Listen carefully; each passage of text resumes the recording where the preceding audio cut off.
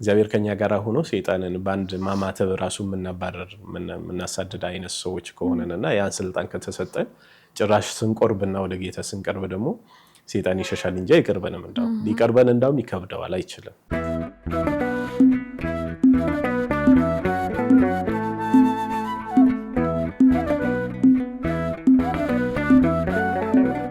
እየተመለከታችሁ ያላችሁት ኢቲአርት ሚዲያ ነው። ዛሬ ደግሞ የምንወያየው ስለ ቅዱስ ቁርባን ነው ማለት ነው። ደስ የሚል ጥሩ ቆይታ የምንማማርበት ቆይታ ይኖረናል። እስከ ፕሮግራማችን ፍጻሜ ድረስ አሁንም አብራችሁን ቆዩ። እንኳን ደህና መጣ መምህር። እንኳን ሰላም ቆየሽኝ። እንዴት ነህ? እግዚአብሔር ይመስገን። እንዴት ነሽ? እግዚአብሔር ይመስገን፣ ሁሉ ሰላም። ደህና ክብሩ ይስፋ። እንግዲህ አመሰግናለሁ ዲያቆን መምህር ፍቅሩ ጤና አክብረኝ እዚህ ድረስ ስለመጣህ በጣም አመሰግናለሁ። እንመዳል። እንኳን ደስ አለ። አመሰግናለሁ።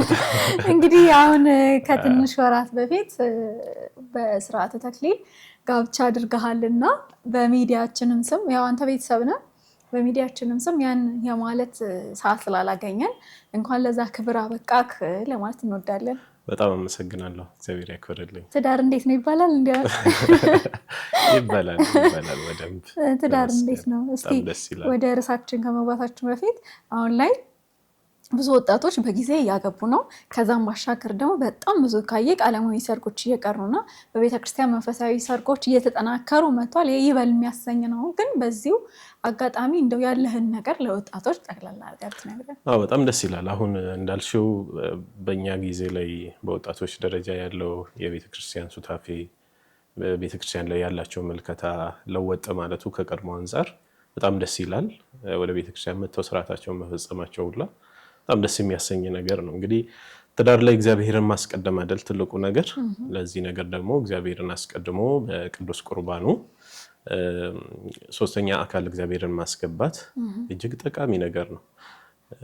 ጠቢው ሰለሞን እንደተናገረው በሶስት ገመድ የተገመደ ፈጥኖ አይበጠስም ይላል እና የቤተክርስቲያናችን ሊቃውንት ይህን ሲተረጉሙት ሶስት ገመድ የተባለው አንደኛው እሷ ናት፣ ሁለተኛው እሱ አለ፣ ሶስተኛ የሚገኘው ደግሞ ክርስቶስ ኢየሱስ አለ ማለት ነው። ክርስቶስ ኢየሱስ ደግሞ በመካከላችን እንዲገኝ በቅዱስ ቁርባኑ የቤተክርስቲያን ስርዓት መከናወን ስላለበት ትልቅ ምርጫ፣ ትክክለኛ እንቅስቃሴ ነው እየተደረገ ያለውና ወጣቶች ወንድሞች በጊዜ ወስነው ወደ ትዳር ሲገቡ እግዚአብሔርን አስቀድመው ቢገቡ መባረክ ይሆናል፣ ደስ የሚል ህይወት ይሆናል እና እንግዲህ እግዚአብሔር አስቀድማችሁ ግቡ እላለሁ።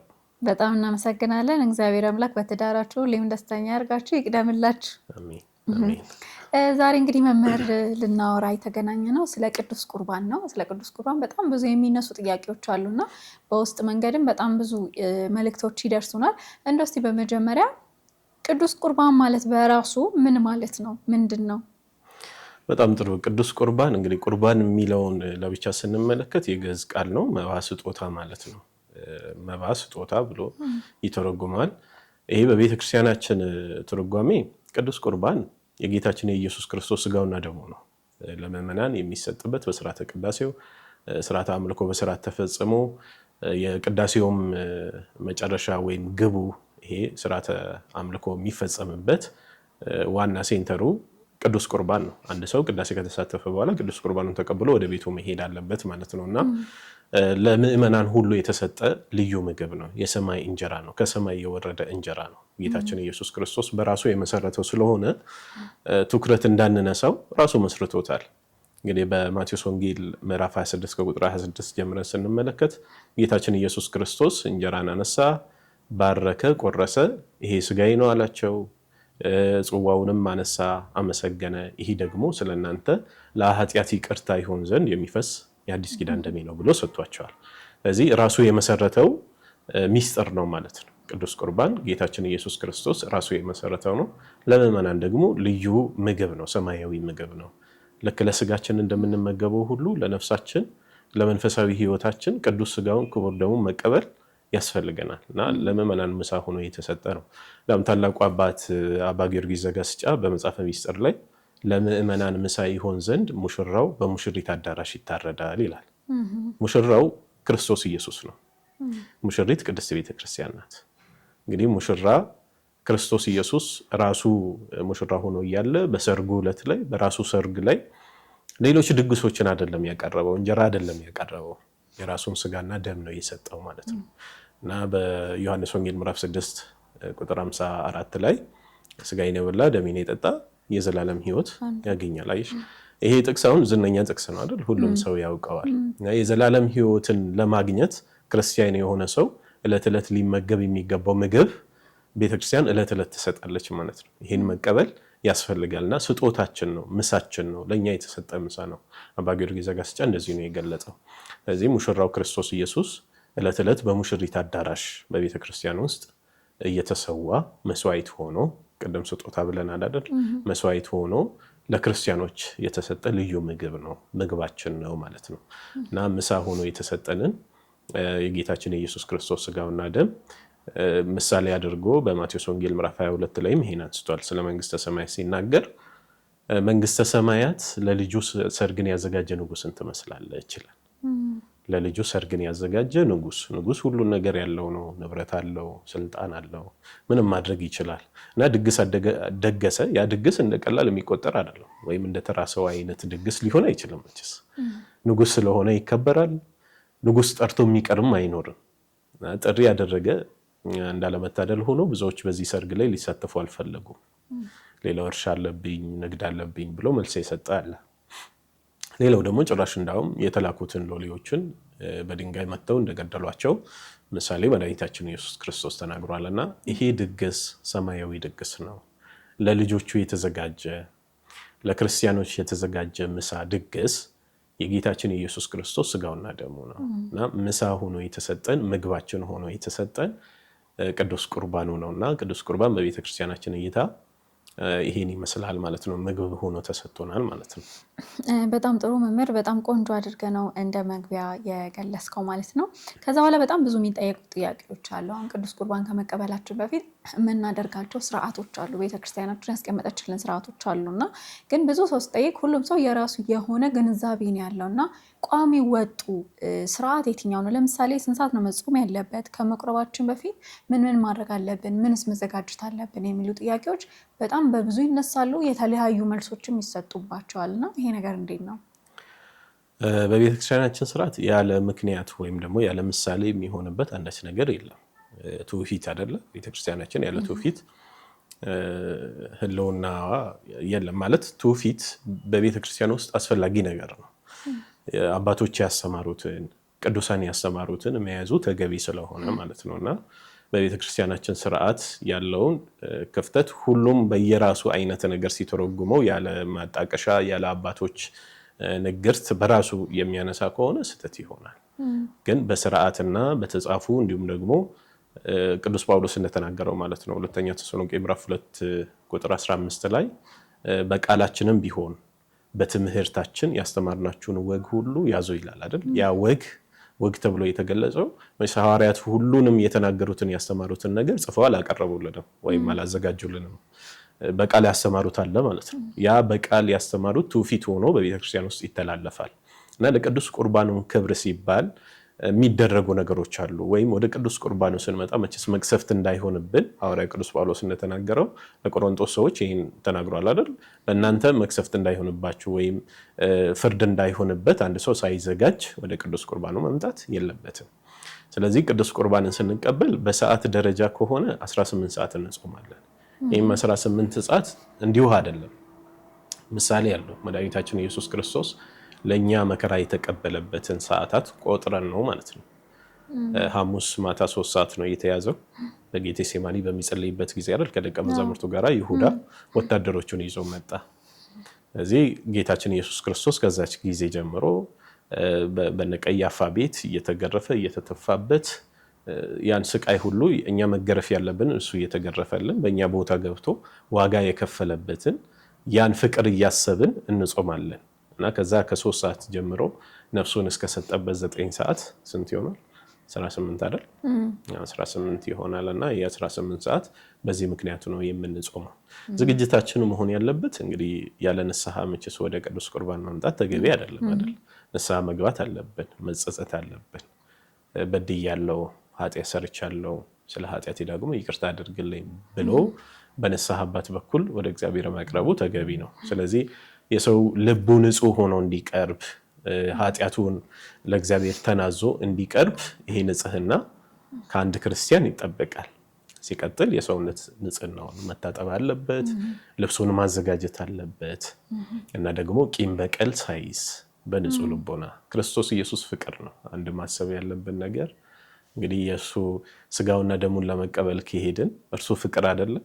ፍቅር የሆነውን ጌታ ልንቀበል ስጋውን ደሙን ልንቀበል ወደ እርሱ ስንሄድ በቂም በጥላቻ በክፋት መቅረብ የለብንም። እሱን ነገር አስወግደን በስርዓት ቂም በቀላችንን ትተን ያጠፋንበት ነገር ካለ ይቅርታ ጠይቀን የበደልናቸውን ካለ ካሳ አድርገን መባችንን አስቀምጠን መጀመሪያ መሄድ ያለብን እንደተማርነው ይቅርታ ወደ መጠየቅ ማለት ነው። እሱን ትተን ወደዚህ እንመጣለን እና ቂም በቀል ትተን ወደ ክርስቶስ ኢየሱስ በመምጣት ስጋው ደግሞ መቀበል ይገባልና እነዚህን ዝግጅቶች ማድረግ ተገቢ ነው። እዚህ ጋር አያይዤ ላንሳለህ እና ብዙ ጊዜ ቅዱስ ቁርባን ሲነሳ ሁሌም ቢሆን የሚነሱ አልባሳቶች አሉና ካየ ነጭ በነጭ ነው የምናደርገው እና እሱን ማድረግ የማይችሉ ደግሞ አሉና ብዙ ጊዜ ጥያቄዎች እኔ ጋር ራሱ የሚመጣው ልቆርብ አስቤ ነበር ግን ነጭ ልብስ ስለሌለኝ ታውኩት የሚሉ በጣም ብዙ ኮመንቶች በግሌም ወደ ሚዲያውም ኮመንት ሀሳቦች ይመጣሉና እውነት ነጭ ልብስ አለመኖሩ እንዳንቆርብ ያደርገናል? የልብስ ጉዳይ ግዴታ ነው? ከአቅም ጋር ከተገናኘ ወይም ነጭ ልብስ የመግዛት የመልበስ አቅም የሌላቸው ከሆነ በቤተክርስቲያናችን የሚያስገድድ ነገር የለም። እንዲህ አይነት ይሄ የገድ ከአቅም በላይ የሆነ ነገር አድርጉ የሚል የቤተክርስቲያናችን ስርዓት ስለሌለ ምሳሌውን ብናይ የተሻለ ይሆናል። ምንድነው ነጭ ልብስ የምንለብስበት ምክንያቶቻችን አሉ።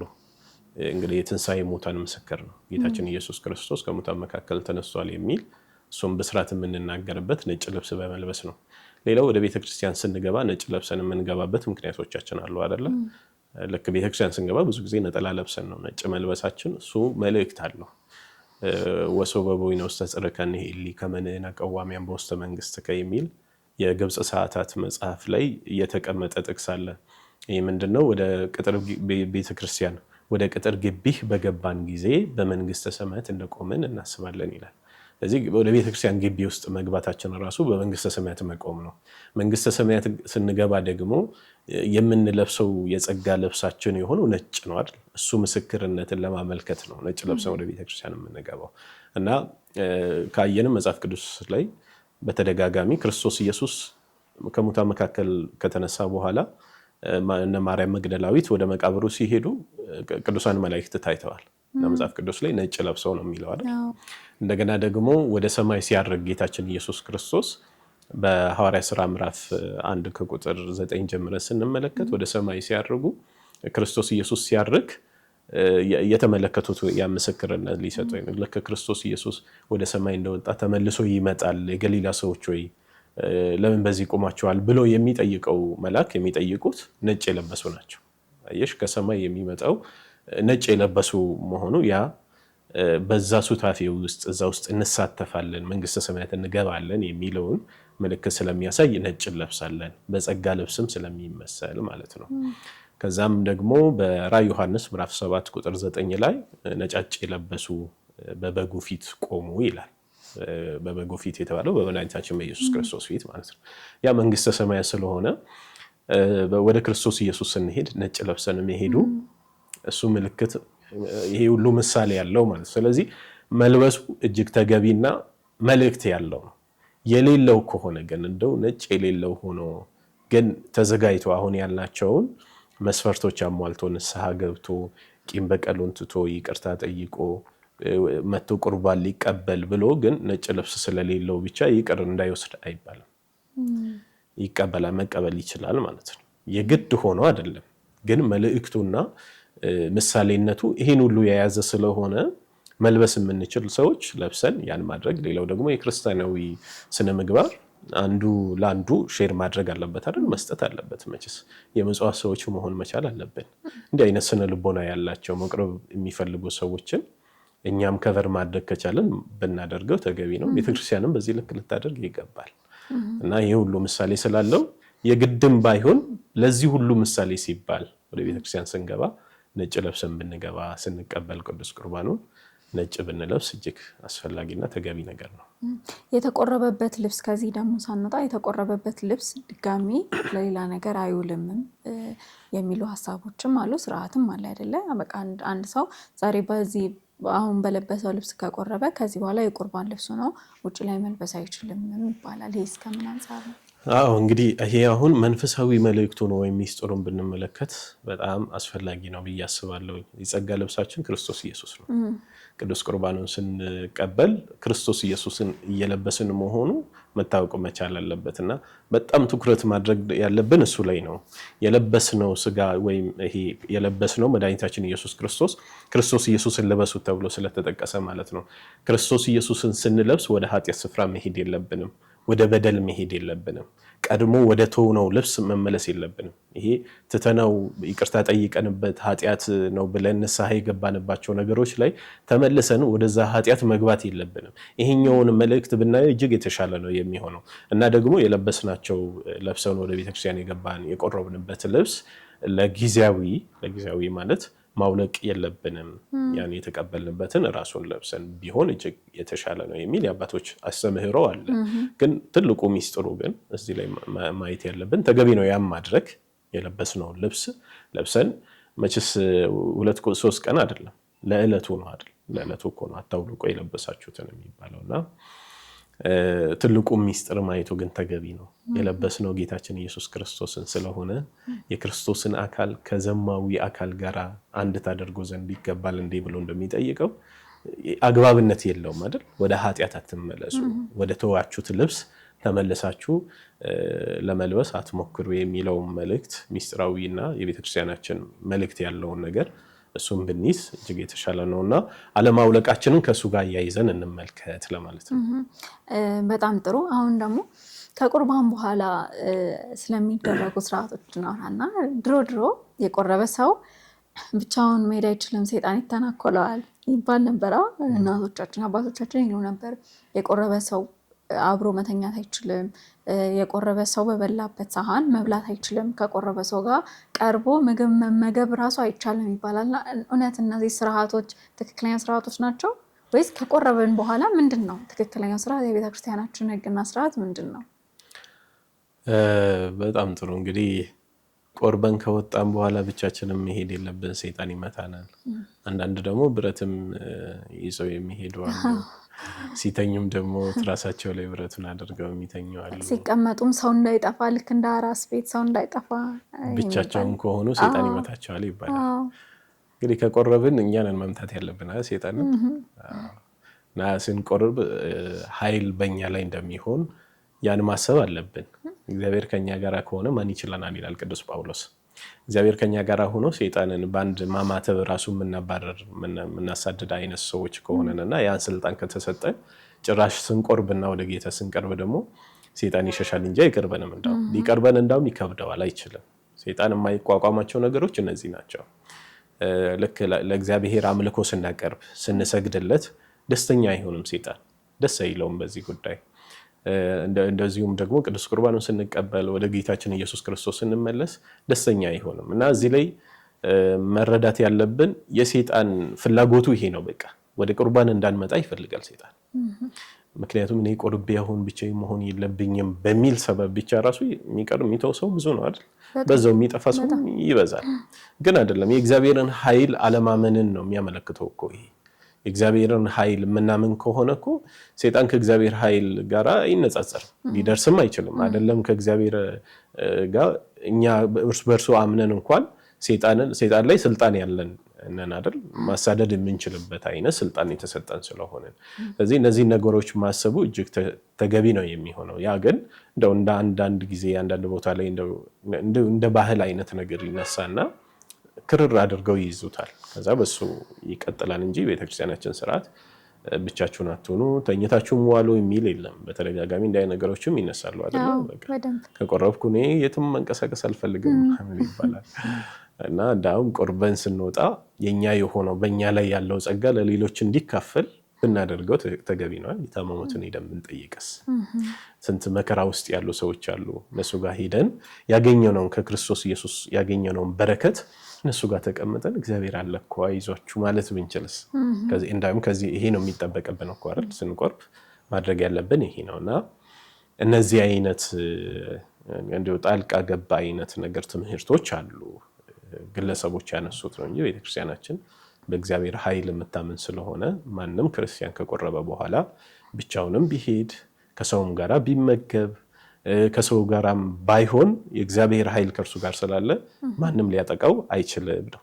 ለዚህም ደግሞ ያን በማድረጉም ደግሞ ክርስቲያናዊ ስነ ምግባሩ ስለሆነ እየሄደ ሰዎቹን መጠየቅ የሰንበት ዕለት ላይ የምናደርጋቸውን ክርስቲያናዊ ስነ ምግባር ማድረግ መቻል ከሁላችንም የሚጠበቅ ነው እና እነዚህ አይነት ትምህርቶች የሉም እኛ ቤተክርስቲያን ውስጥ። ልማዱና ትምህርቱ ተወሳስቦብናል መሰለኝ። ይሄ ድሮ አሁን እናቶቻችን ይሄ የምትነግራቸው አሁን ያመጣችሁት ሕግ ነው የሚሉን ማለት ነው። ካጋጠመው ካላቅም ግን እንደዛ ነው የሚሉን። ግን አይደለም፣ በቃ ልማድና ስርዓቱ በጣም ተምታቶብናል፣ ተደበላልቆብናል እና የቆረበ ሰው የዕለት ተዕለት ህይወቱ የተለየ የሚመስላቸው አካላት አሉ። በቃ አንቺ ቆረብሽ አይደለ የሆነ ህግ ያስቀምጡላል። የቆረበ ሰው እንዲያረግም፣ የቆረበ ሰው እንደዚህ አያረግም፣ የቆረበ ሰው እንደዚህ አያደርግም የሚባሉ ነገሮች አሉ። አንደኛ እሱን እንዴት ታየዋለህ? ሁለተኛ ስለ ቁርባን ሲነሳ እንደውም አሁን ትንሽ ይሻላል እንጂ የእድሜ ገደብ ነበረው አረጋውያን ትልልቅ ሰዎች። ምክንያቱም ወጣቱ ከቆረበ ትዳር አያገኝም ይባላል። እንደ ሌሎች ጓደኞቹ መኖራዊ ብቻ ብዙ አይምሮን የሚበርዙ ሀሳቦችን አስተያየቶች እየሰማን ነው የመጣ ነው እና እዚህ ላይ ያንተ ሀሳብ ምንድን ነው? እንግዲህ እንደው የቤተክርስቲያኑን ስርዓት በምንናገርበት ጊዜ በባህል ይዘነው የመጣናቸው ነገሮች፣ በተለይ በኢትዮጵያ ደግሞ ሃይማኖታዊ ባህል ነው ያለን እኛ። ሃይማኖታዊ ባህል ስላለን እንደው አንዴ ቅዱስ ቁርባን የተቀበለ ሰው እንደውም እኮ ለመሞት የተዘጋጀ አይነት ሰው ተደርጎ ይቆጠራል። በቃ ከዚህ በኋላ ተገንዟል እኮ እሱ እኮ ሞቷል፣ መነኩሴ ገዳም ልትገቢ ነው በቃ እንደዛ ነው የሚባለው። ግን አይደለም። እንደውም ለመኖር አስፈላጊው ነገር ቅዱስ ቁርባኑን በየዕለቱ መቀበል ነው። መተርጉማን አባቶቻችንም የዕለት እንጀራችንን ስጠን የሚለውን አባታችን ብለን የምንጸልየውን ጸሎት ላይ የዕለት እንጀራ ቅዱስ ሥጋው እና ክቡር ደሙ ነው። የዕለት እንጀራችን እሱ ነው ዕለት ዕለት መመገብ ያለብን። ስለዚህ እንጀራ ሆኖ ከተሰጠን ዕለት ዕለት እየተመገብን የትኛውንም የህይወታችንን ዘርፍ ልናካሂድ እንችላለን። የሚማር ትምህርቱ ላይ፣ የሚነግድ ንግዱ ላይ፣ ገበሬውም ግብርና ስራውን እየሰራ መቅረብ ይችላል። የሚከለክለው ነገር የለም ማለት ነው። የሚከለክለው ምንድነው? ኃጢአት ነው። ኃጢአት ደግሞ ለመቅረብም ብለን ሳይሆን ከቆረብንም በኋላ ምናምን ሳይሆን ክርስቲያን በመሆናችን ኃጢአትን መስራት የለብንም። ህግ አይደለም ይሄ ማለት ማድረጋችን ትክክል አይደለም። ኃጢአትን የሆነ ሰዓት ላይ የምናደርገው የሆነ ሰዓት ላይ ደግሞ የምንከለከለው አይነት ነገር ሆኖ አይደለም። ሁሌ ነው ማድረግ የሌለብን። ግን ካደረገን ደግሞ በንስሐ እንመለሳለን። ከዛ ቅዱስ ቁርባኑን እንቀበላለን። ይሄን ነው ማሰብ ያለብን እንጂ እንደው ከተቀበልን ሞትን ከዚህ በኋላ ጠፋን እንደዚህ ሆነን የሚለው አስተሳሰብ ቤተክርስቲያናዊ ሀሳብ አይደለም። የቤተክርስቲያን አባቶቻችን ማስተምሮ ይሄ አይደለም እና ያን ማየት ተገቢ ነው ብዬ አስባለሁ። በተለይ ደግሞ ማንበብ፣ በቅዱስ ቁርባን ዙሪያ ያሉትን አባቶችንም መጠየቅ ተገቢ ነው። ንስሐ አባት እኮ ያስፈልገው ለዚህ ነው። እኔ በዚህ አይነት ህይወት ውስጥ ነው ያለሁት፣ አሁን ቅዱስ ቁርባኑን መቀበል እችላለሁ አልችልም ብለው ንስሐ አባታቸውን እንዲያማክሩ የምታደርገው ቤተክርስቲያን ለዚህ ነው። የሚጨንቃቸው የሚያስቸግራቸው ነገር ካለ ያልገባቸው ነገር እንኳን ካለ ይሄን ለማስረዳት ነው።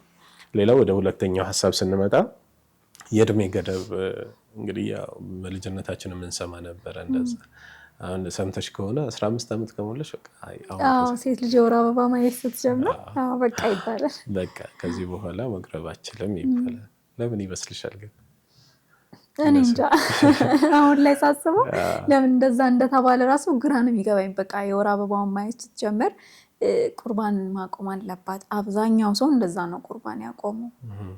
አሁን በእነሱ ምልከታ እንግዲህ ያው ለአቅመ ሔዋን ደርሳለች እና ከዚህ በኋላ ኃጢአት የምትሰራበት የምታስብበት ጊዜ ስለሆነ ከቅዱስ ቁርባኑ ብትገደብ አይነት ነገር ይላሉ። ቅድም ያላቸው ነው። እኛ ኃጢአትንና ሰይጣንን ከመፍራታችን የተነሳ በቃ በዚህ ልክ ከቅዱስ ቁርባኑ እንድንርቅ የሚያደርጉ ነገሮች ተፈጥረዋል።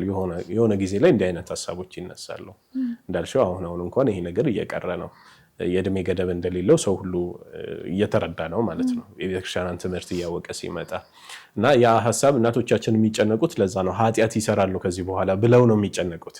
ስለዚህ ኃጢአት ይስሩ ማለት ነው፣ እንደዛ ማለት እኮ ነው።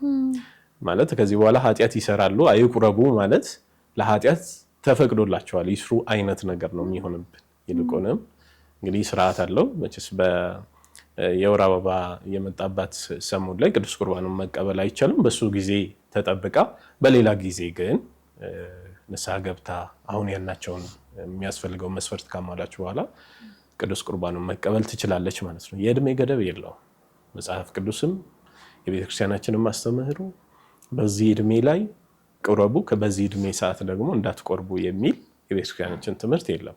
ቅድም እንዳልነው ግን አስተሳሰባችን የሆነው በልጅነታችንና ልንሞት አካባቢ ያለው ጊዜ ብንጠቀም የተሻለ ነው የሚል ምልከታ የያዙ ሰዎች ያመጡት አይነት አስተሳሰብ ስለሆነ ይሄ በእድሜ ጉዳይ ላይ እድሜ ገደብ የለውም። እድሜ ገደብ አለው የሚሉ ሰዎች ፈጽሞ የተሳሳቱ ነው። ቤተክርስቲያናችን እንደዚህ አታስተምርም ማለት ነውና ትልቁ ነገር ያው መዳረሻችን መንግስተ ሰማያት ነው። መንግስተ ሰማያትን ለመውረስና ለመግባት ደግሞ ስጋው ደግሞ መቀበል ያስፈልጋል። ስጋዬን የበላ ደሜን የጠጣ የዘላለም ሕይወትን ያገኛል ስለተባለና በዚህ የዘላለም ሕይወት የሆነውን ከቅዱሳን መላእክት ጋር ሆነን እግዚአብሔርን እያመሰገንን ደስ በሚል ሁኔታ እንድንኖር ዛሬ መቁረብ፣ ንስሐ መግባት፣ ወደ እግዚአብሔር መመለስ ተገቢ ነው፣ እጅግ አስፈላጊ ነውና ቅዱስ ቁርባንን ትኩረት እንድንሰጠው ክርስቶስ ኢየሱስ ራሱ ስለመሰረተው ከዚህ ባንርቅ ሁሉ ጊዜ የምናደርገው ነገር ቢሆን እረፍት ስናገኝ ቅዱስ ቁርባንን ወደ መቀበል ብንመጣ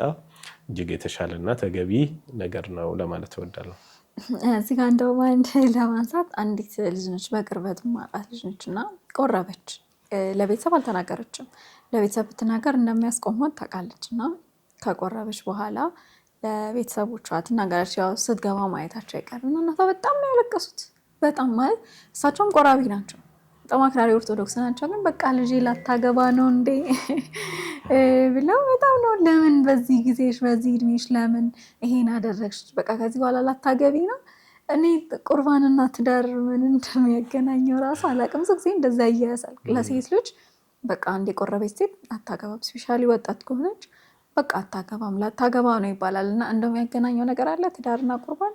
በፍጹም እንደውም እየቆረቡ ነው እንጂ ማግባት እየቆረቡ ነው ማግባት እንጂ እንደውም በፍጹም እንደዛ አይነት ምልከታዎች ስህተት ናቸው። ቅድም ያልናቸው ያው ትክክል ያልሆኑ አስተሳሰቦች ገብተው ስለነበረ ልንሞት አካባቢ ነው አይነት ነገር እና ከዚህ በኋላ በቃ ወይ ለመመንኮስ አይነት ነገር ሲሆን ነው ቁርባን የሚወሰደው የሚለው አስተሳሰብ ፍጽሞ ስህተት ስለሆነ እሱን መተው ይገባል። የቤተክርስቲያናችን ስርዓት ሁሉ ጊዜ መቁረብ እንደምንችልና ይሄ ያልናቸው መስፈርቶች ከተሟላ በኋላ ንስሐ አባት ጋር ተነጋግሮ መቁረብ ይቻላል እና እንደ አይነት ምልከታ ያላቸው እናቶች አባቶች ሊኖሩ ይችላሉና ለነሱም ደግሞ ትምህርት መስጠቱ ተገቢ ነው። እውነተኛውን የቤተክርስቲያን ትምህርት ማለት ነው። መማር ብንችል ምንድነው ጉድለቱስ? ችግሩ ምንድነው የሚባለው በዚህ ጉዳይ ላይ ተብሎ አባቶች ቢጠይቁ የኛ ካህናት አባቶቻችን ስለ ቅዱስ ቁርባን በደንብ ልጆቻቸውን ማስተማር ቢችሉ እንዲህ አይነት ነገሮች አይፈጠሩም አይደለ? እና ወግ ሆኖ ይሄ በባህላዊ ነገር የተነሳው ከቤተክርስቲያን ሐሳብ አንጻር የተለያዩ ነገሮች ስላሉ እነዚህ ፈጽሞ ስህተት ናቸው። በጣም ጥሩ። እንደው ወደ መጨረሻ ጥያቄ ልሂድና በሰዓት ወጣቶች ወደ ቅዱስ ስጋውና ክቡር ደግሞ በደንብ እየቀረቡ ነው፣ እግዚአብሔር ይመስገን። ግን በጣም የሚፈሩት ነገር አለ ከቁርባን በኋላ የሚመጡ ፈተናዎች እና ገና ለገና ልቆርብ ነው ብለው ለሰው ሲያማክሩ ራሱ ግን ፈተናውን ትችላለህ የሚባል ነገር ደግሞ አለ። በቃ ከቁርባን በኋላ እጅግ የሚመጣ ከባድ ፈተና እንዳለ መፈተን እንዳለ አእምሯቸው ውስጥ ያስገቡ በጣም ብዙ ወጣቶች አሉና ይሄን ነገር እንዴት ነው ቢሆን ራሱ እንዴት ነው ማለፍ የሚቻለው? ደግሜ እንዳልወጣ የሚል ስጋት ነው ከፍራቸው አንጻር ነው። እና ይህ ነገር እንዴት ነው የምታየው? አዎ ምን ይባላል እንዲህ አይነት ነገሮች የሚያነሱት ከማያውቁት መንፈስ ቅዱስ የሚያውቁት ሰይጣን ይሻላል አይነት አባባሎች ያነሳሉ በዚህ ዙሪያ ላይ እና የቱ ነው ምርጫ ነው እንግዲህ አሁን ከእግዚአብሔር ጋር መኖር ይሻላል ወይስ ኃጢአታችን ጋር የተለማመድነው ኃጢአት ጋር በሱ ሳንፈተን በኃጢአት ውስጥ ስንሆን አንፈተንም አይነት ነገር። ለምን ሰይጣንም የሚወደው እሱን ነው። የሆነ ዓለማዊ ነገሮችን እያሳየ እየተፈተንን እንዳልሆነ ነው የሚያሳየን። በስጋችን ጥሩ ነገር እያገኘን እንደሆነ ግን በነፍሳችን እየሞትን እንደሆነ ከእግዚአብሔር እየራቅን እንደሆነ ደግሞ አይነግረንም። መቼ ሰይጣን ይሄን እንትን ሊለን አይችልም። ወደ እግዚአብሔር ስንቀርብ ግን የጎደለን ከእግዚአብሔር ጋር ሊኖረን የሚገባ ግንኙነት እጅግ ብዙ የጎደለን እንደሆነ እያሰብን ወደርሱ እያደገን እንሄዳለን። ያኔ በዓለም ላይ ያለው ነገር ደግሞ ፈተና ሊከብድ ይችላል። መቼ የክርስትና ጉዞ ከጀርባ ዓለም በጦር ታሳድዳለች። ከጎንና ከጎን የጢጦስና የዳክሪስ ጅራፍ አለ። ክርስቲያን እንደዚህ ነው የሚፈተነው። እና ግን ልክ የቀራንዮን ዳገቱን ስንወጣ እጁን የዘረጋ መድኃኒታችን ኢየሱስ ክርስቶስ አለ። እዚህ ምርጫው ይሄ ነው። ስለዚህ ከክርስቶስ ጋር መኖር ይሄ ፈተናውን ሊያመጣ ይችላል በዓለም በኩል ማለት ነው። እንዳነሳ ነው የቀራንዮ ጉዞ ከሆነ ቀራንዮ ላይ ደግሞ ስንወጣ ክርስቶስ ኢየሱስን የምናገኝ ከሆነ ምርጫው ይሄ ይሆናል ማለት ነው። እና የትኛውም ፈተና ቢሆን በቤተክርስቲያናችን ዋጋ መክፈል ካለብን እንድንከፍል ነው ቤተክርስቲያን የምትነግረን። ሰማዕታትም ያስተማሩን ይሄ ስለሆኑ ማለት ነው። ለዚህ አንድ ታሪክ ማየት እንችላለን። የትንቢተ ዳንኤል ምዕራፍ 3 ላይ ያሉ ሶስቱ ህፃናት ለዚህ ጣዖት ወድቃችሁ የምትሰግዱ ከሆነ በሰላም ይኖራሉ። ወድቀው ለጣዖቱ የሚሰግዱ ከሆነ እነዚህ ሶስቱ ህፃናት ደግሞ ለጣዖቱ መስገድ ማለት እግዚአብሔርን መካድ እንደሆነ ያውቃሉ። እዚህ ተገቢ አይደለም። ሌላ አምላክ መመለክ የለበትም፣ ጣዖቱ መመለክ የለበትም። እዚህ አናመልክም። በዚህ ጉዳይ ላይ ንጉሥ ሆይ መልስ ልንሰጥ አይገባም ማለት መልስ ልንሰጥ አይገባም። እግዚአብሔር ከምንም ጋር አይነጻጸርም። እግዚአብሔርን ከምን ጋር ልናነጻጽረው እንችላለን? ከፍጥረታት ጋር? እርሱ ከፈጠራቸው ጋር እግዚአብሔር እንዴት እናነጻጽራለን? እዚህ በዚህ ውስጥ መልስ ልንሰጥ አይገባንም። ነገር ግን አሉ አሁን ይሄ ነው ትልቁ ነገር። እግዚአብሔር በእሳት ውስጥ እንድንቃጠል ፈቅዶ እንኳን ቢሆን እሱ ፈቃድ እንኳን ቢሆን እንቃጠላለን እንጂ አንተ ላቆምከው ምስል አንሰግድም። ቁርጥ ሐሳብ ማለት ነው ይሄ። ከእግዚአብሔር ጋር ምንም ድርድር ስለሌለ ሌሎች ጋር አነጻጽረን እግዚአብሔርን ድርድር ውስጥ እንደማናስገባ የሚያሳይ ማለት ነው። እና ምንም አይነት ፈተና ቢመጣ ከእግዚአብሔር ወደኋላ ሊያስቀረኝ የሚችል የለም። ከእግዚአብሔር ጋር ነው መሆን ያለብን ነው። ስለዚህ ቆርበን ከእግዚአብሔር ጋር ሆንን ማለት ፈተና የሚያመጣ ከሆነ ፈተናውን እንቀበላለን። እስከ መጨረሻ የጸና እርሱ ይድናል። ያን ፈተና ሁሉ አልፎ እስከ መጨረሻ የደረሰ ድነትን ያገኛል ነው። ያ ካልሆነ ግን ከኃጢአት ጋር ተላምዶ አብሮ በዛው ለሰይጣን እየገበሩ መኖር እሱ የማይጠቅም ነገር ስለሆነ ፈተናው ቢኖር ራሱ አሁን በዚህ ሰዓት ምን ፈተና ሳለ እውነት ለመናገር ምን ፈተና አለ? እንዳውም አልታየን እያለ ነው እንጂ ከቅዱስ ቁርባኑ ከእግዚአብሔር ከራቀም በኋላ ነው ብዙ ፈተና ያለ። ብዙ ነገራችንን ያጣነው ከእግዚአብሔር ስንርቅ ነው።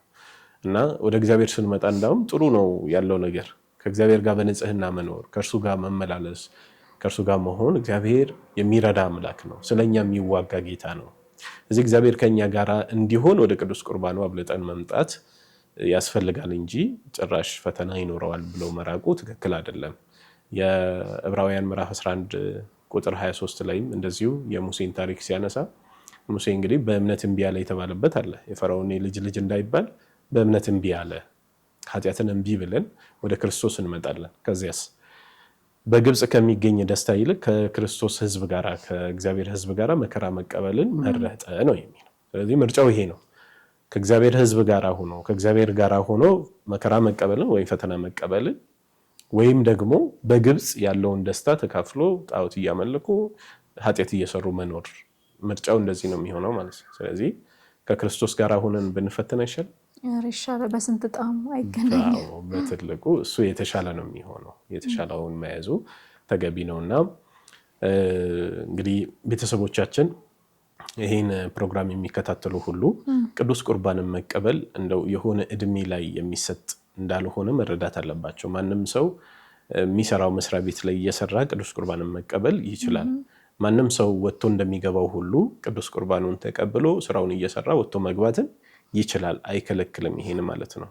እና በእለቱ አሁን ዕለተ ሰንበትን ተጠቅመን በረፍት ቀናችን ወደ ቤተክርስቲያን ሄደን ቅዱስ ቁርባንን ተቀብለን ሰኞ ስራ እንዳንገባ የሚከለክለን ነገር አይኖርም መቼስና እንደዚህ ነገሮችን ከንስሐ አባት ጋር በመነጋገር ወደ ቅዱስ ቁርባኑ መምጣቱ እጅግ ተገቢ ስለሆነ እንደው አርቀን ባናየው የሽማግሌዎች ያረጁ የመነኮሳት የካህናት እንደው በቃ ዓለምን የናቁ አይነት ለነሱ የተሰጠ አድርገን ባንመለከተው ተገቢ ነው።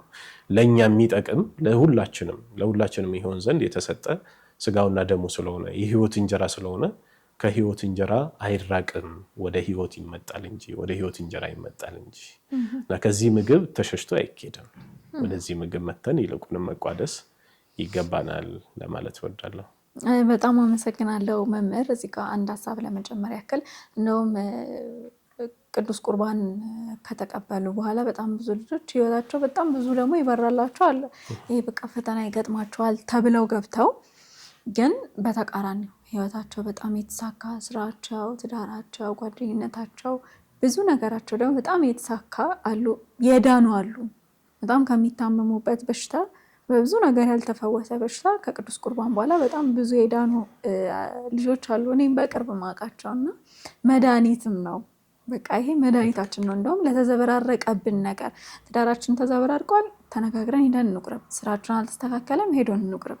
ለእያንዳንዱ ነገራችን ቅዱስ ቁርባንን መድኃኒትና መፍትሄ ብናደርግ አንተ እንዳልከው ፈተና ሳይሆን በቃ ስኬት ላይ ብቻ ነበር የምናተኩረው እና የዛሬው ዝግጅታችን ይሄንን ይመስል ነበር። በጣም አመሰግናለሁ መምህር። አዲስ ሙሽራ ነህ ካለ ጊዜ ላይ ቀንሰ እዚህ መተህ ከኔ ጋር ቆንጆ ቆይታ ስላደርግ እንደው በመጨረሻ ሳልለው ማላልፈው ነገር አለ የምትለው ነገር አለ?